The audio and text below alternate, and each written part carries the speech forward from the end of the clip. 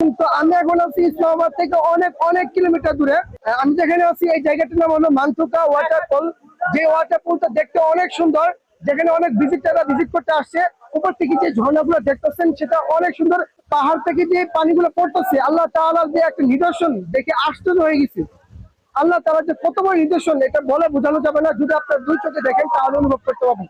এত সুন্দর ঠান্ডা উপর থেকে পানি পড়তেছে। এখানে দাঁড়িয়ে আছি আমি, আমার কাছে অনেক শীত লাগতেছে। যারা এখানে গোসল করছে তারা বলতে পারবে এখানে কি পরিমাণ শীত।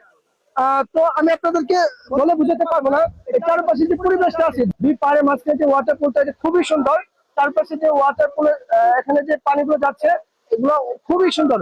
উপর বিশেষ করে উপর থেকে যে পানিগুলো পড়ছে, এই পানিগুলো কোথা থেকে আসছে এগুলো আল্লাহ তাআলাই ভালো জানেন। আল্লাহ তাআলা বলছে না যে ফানজুর কাইফা কানা আকিবাতুল মুকাজ্জিবিন।